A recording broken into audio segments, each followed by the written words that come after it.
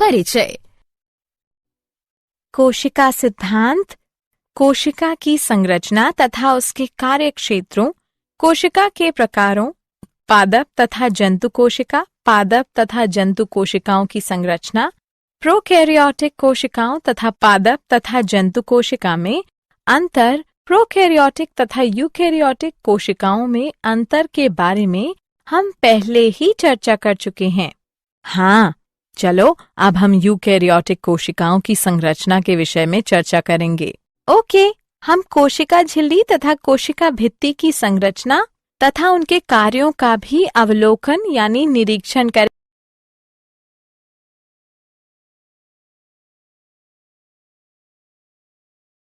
उद्देश्य। इस पाठ के अंत में आप निम्न करने में सक्षम हो जाएंगे: यूकैरियोटिक कोशिका के गुणों को जानना, कोशिका झिल्ली के गुणों को जानना, कोशिका झिल्ली के कार्यों को समझना, कोशिका भित्ति के गुणों को जानना, कोशिका भित्ति के कार्यों को समझना,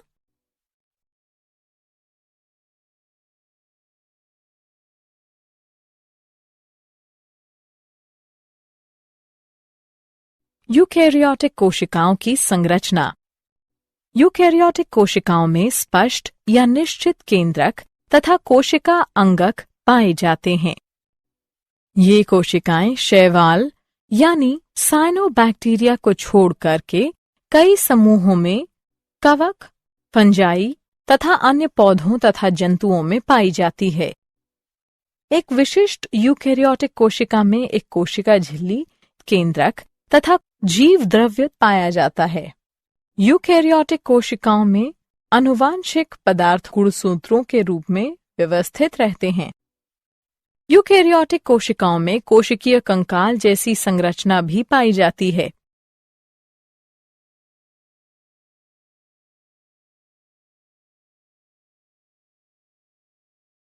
कोशिका झिल्ली के गुण। कोशिका झिल्ली को जीव द्रव्य झिल्ली भी कहते हैं। यह एक जैविक झिल्ली है जो कि कोशिका यानी जीवित कोशिका के आंतरिक भाग को बाह्य वातावरण यानी निर्जीव परिवेश से पृथक करती है। कोशिका झिल्ली में कार्बोहाइड्रेट के साथ साथ लिपिड तथा प्रोटीन भी उपस्थित होते हैं। सबसे प्रचुर मात्रा में पाए जाने वाले लिपिड फॉस्फोलिपिड होते हैं। झिल्लियों में लिपिड तथा प्रोटीन के अणु असहसंयोजक बंधों द्वारा जुड़े होते हैं। लिपिड अणु सतत द्विक परत यानी दोहरी परत, जो कि लगभग 4 से 5 मिलीमीटर मोटी होती है, के रूप में व्यवस्थित होते हैं।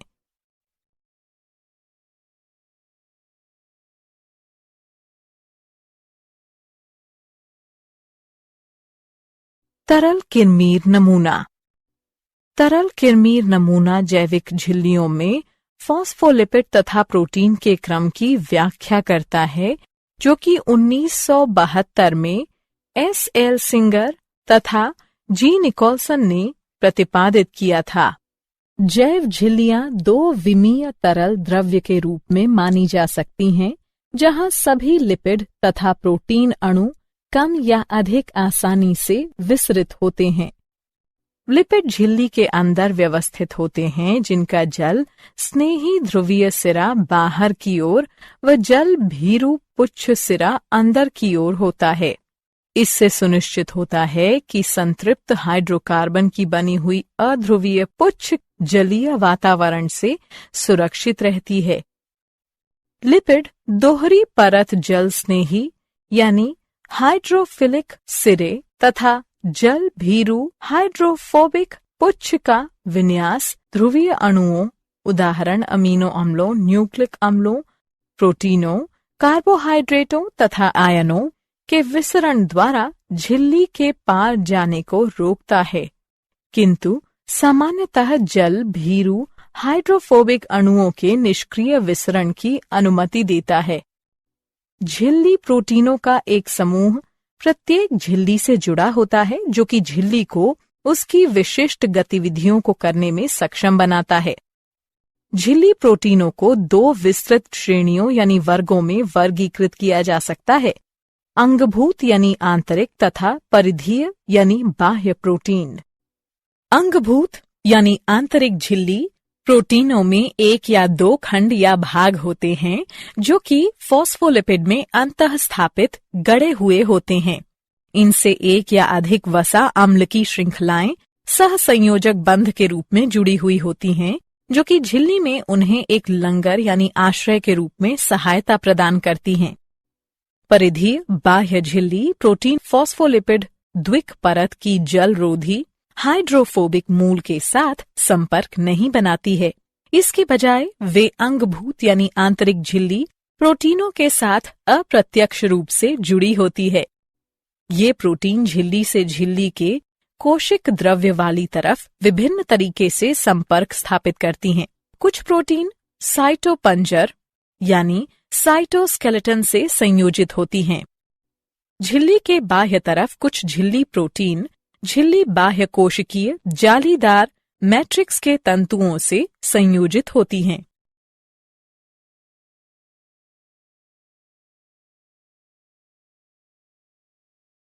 कोशिका झिल्ली के कार्य।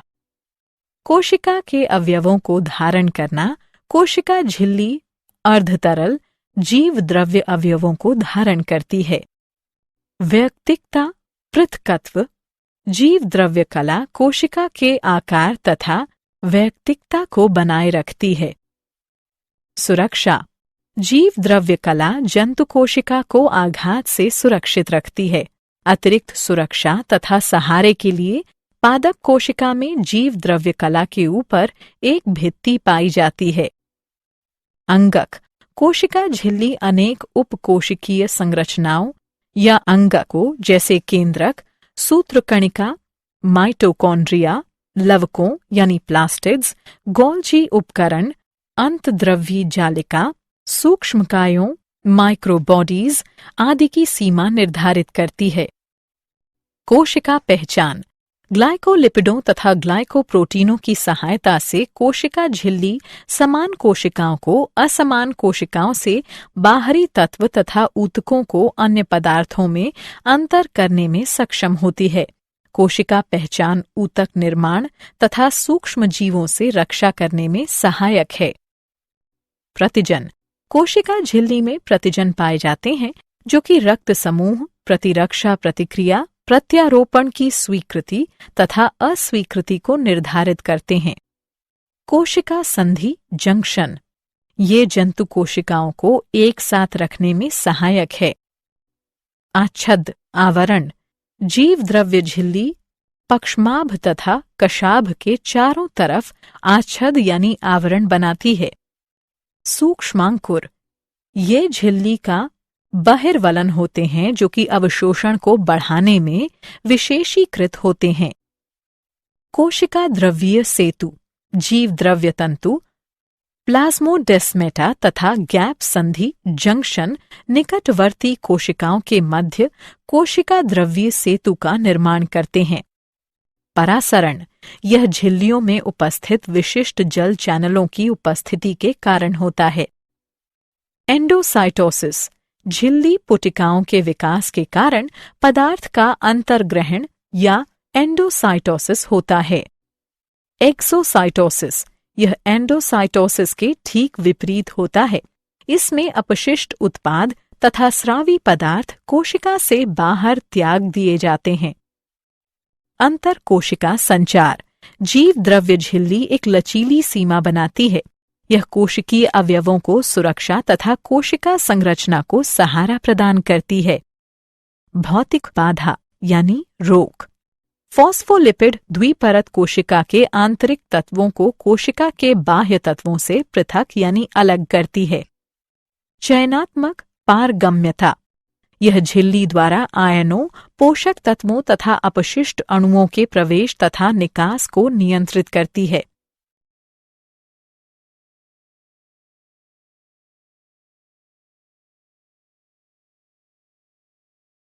कोशिका भित्ति की संरचना। कोशिका भित्ति सख्त यानी कठोर तथा प्रायः लचीली होती है, लेकिन कभी कभी कुछ प्रकार की कोशिकाओं के चारों तरफ यह एक उभरी हुई परत बनाती है। यह कोशिका झिल्ली के बाह्य यानी बाहरी तरफ स्थित होती है तथा इन कोशिकाओं को संरचनात्मक सहारा तथा सुरक्षा प्रदान करती है। यह निस्यंदन यंत्र के रूप में भी कार्य करती है। यह पौधों, जीवाणुओं, कवक यानी फंजाई, शैवाल, कुछ जंतुओं तथा प्रोटोजोआ में पाई जाती है। कोशिका भित्ति का मुख्य संरचनात्मक घटक सेलुलोज होता है, जो कि हजारों शर्करा की इकाइयों की एक श्रृंखला है। सेलुलोज के साथ साथ कोशिका भित्ति में pectin, hemicellulose, lignin, suberin, cutin, protein, वसा इत्यादि भी पाए जा सकते हैं। प्रधान पोषक तत्व मुख्यतः जल तथा कार्बन डाइऑक्साइड कोशिका भित्ति से पूरे पौधे में एपोप्लास्टिक प्रवाह में वितरित होते हैं।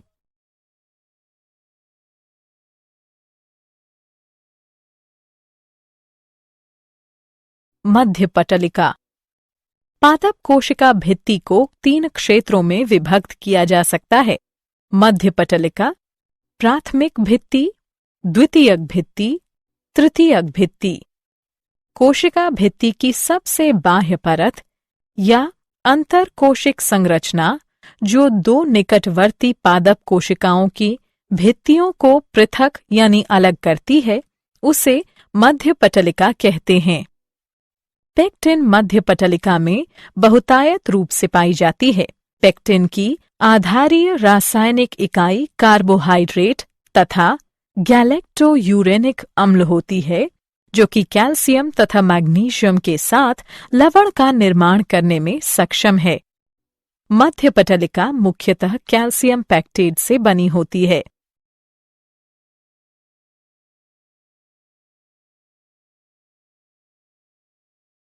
प्राथमिक भित्ति। एक पौधे की प्रारंभिक भित्ति ही प्राथमिक भित्ति होती है, जो कि मध्य पटलिका के भीतर यानी अंदर पाई जाती है। प्राथमिक भित्ति मध्य पटलिका की दोनों सतहों पर विकसित होती है। प्राथमिक भित्ति सेलुलोज, हेमीसेलुलोज, पेक्टिन तथा लिनिन से मिलकर बनी होती है। अधिकतर पादप कोशिकाओं की प्राथमिक भित्ति अर्धपरागम्य होती है, जो कि 30 से 60 किलो डाल्टन वाले छोटे अणुओं अथवा प्रोटीनों को ही पार जाने की अनुमति देती है।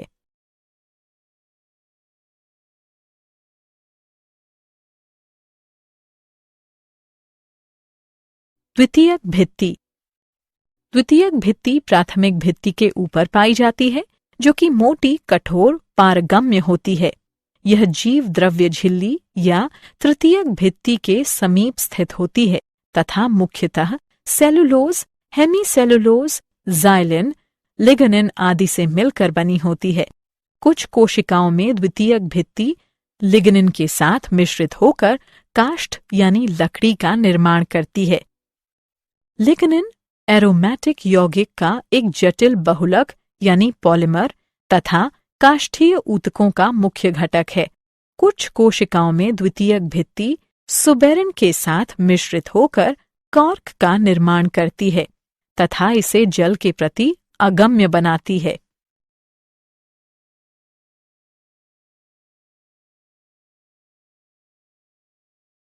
तृतीयक भित्ति। वाहिनिकाओं में तृतीयक भित्ति द्वितीयक भित्ति के नीचे स्थित होती है। तृतीयक भित्ति एक विशेष जाइलिन युक्त भित्ति परत है, जो कि कुछ जिम्नोस्पर्म की तन्य काष्ठ में द्वितीयक भित्ति के अंदर जमाव से निर्मित होती है। तृतीयक भित्ति रासायनिक तथा रंजन दोनों द्वारा विभेदित होती है।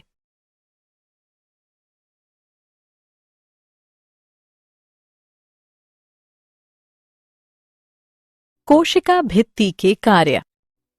कोशिका भित्ति का मुख्य कार्य दाब रिक्तिका यानी झिल्ली की भांति कार्य करना है। जब जल कोशिका में प्रवेश करता है तो यह अधिक फैलाव यानी विस्तार को रोकती है। चयनात्मक पारगम्यता। यह झिल्ली से आयनों, पोषक तत्वों तथा उत्सर्जी अणुओं के प्रवेश तथा निकास को नियमित करती है। यह पादप कोशिका की आकृति को निर्धारित करती है तथा कोशिकाओं के शुष्कीकरण को भी रोकती है। जीव द्रव्य तंतु संयोजन कोशिकाओं के मध्य पदार्थों के गमन में सहायता करते हैं, जीव द्रव्य तंतु द्वारा जुड़ी हुई कोशिकाएं एक तंत्र सिम्प्लास्ट का निर्माण करती हैं।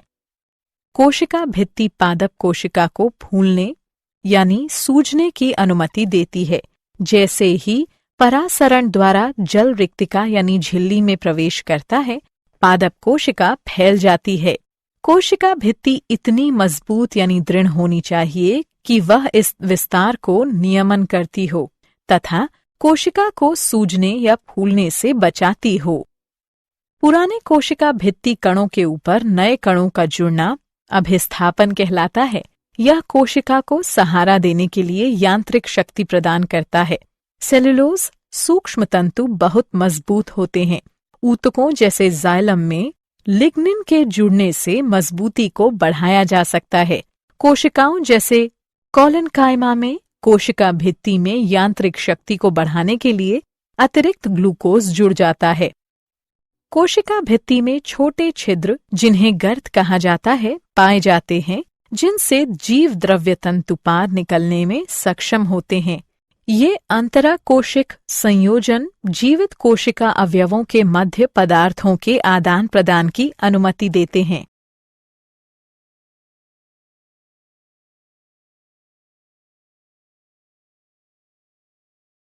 क्या आप जानते हैं 1855 में नागेली तथा क्रेमर ने कोशिका झिल्ली शब्द प्रतिपादित किया। 1931 में J.Q. प्लोव ने कोशिका झिल्ली को जीव द्रव्य झिल्ली कहा।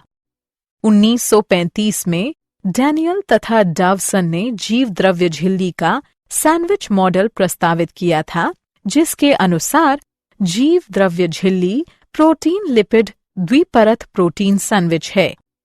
1959 में जे. डेविड रॉबर्टसन ने सभी जैव झिल्लियों को इकाई झिल्लियां कहा था।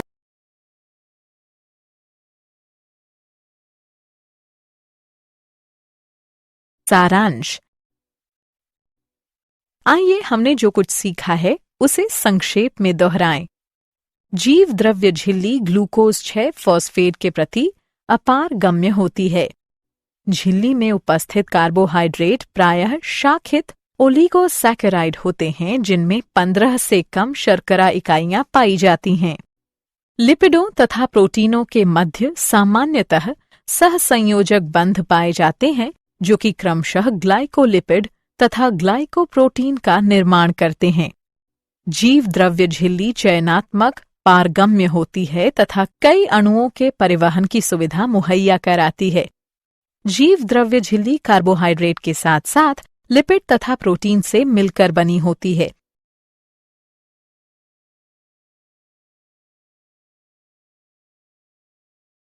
लिपिड झिल्ली के अंदर व्यवस्थित होते हैं, जिनका जल स्नेही ध्रुवीय सिरा बाहर की ओर व जल भीरू पुच्छ सिरा अंदर की ओर होता है। इससे सुनिश्चित होता है कि संतृप्त हाइड्रोकार्बन की बनी हुई अध्रुवीय पुच्छ जलीय वातावरण से सुरक्षित रहती है। सिंगर तथा निकोलसन ने जीव द्रव्य झिल्ली का नवीनतम मॉडल यानी नमूना तरल कार्मीर नमूना प्रतिपादित किया है।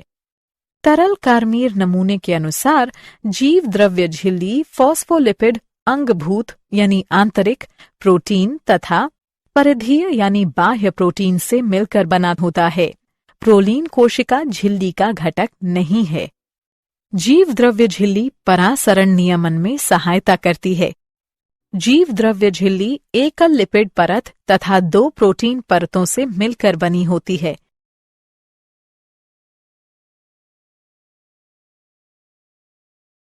कोशिका झिल्ली में प्रोटीन P तथा लिपिड L का सही क्रम PLLP होता है। जीव द्रव्य झिल्ली में लिपिड अणु समानांतर व्यवस्थित होते हैं। ग्लाइकोलिपिडों तथा ग्लाइकोप्रोटीनों की सहायता से कोशिका झिल्ली समान कोशिकाओं को असमान कोशिकाओं से बाहरी तत्व तथा ऊतकों के अन्य पदार्थों में अंतर करने में सक्षम होती है। डेस्मोसोम द्वारा 2 जंतु कोशिकाएं एक दूसरे से जुड़ी होती हैं। कोशिका का भक्षण करना कोशिका भक्षण यानी फैगोसाइटोसिस कहलाता है। जीव द्रव्य झिल्ली पर ग्राही उपस्थित होते हैं, जो कि संदेशों या सिग्नलों की पहचान तथा प्रतिक्रिया करते हैं।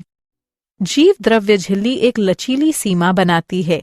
यह कोशिकीय अवयवों को सुरक्षा तथा कोशिकीय संरचना को सहारा प्रदान करती है। फॉस्फोलिपिड द्विपरत कोशिका के भीतर तथा बाहर के तत्वों को पृथक करती है।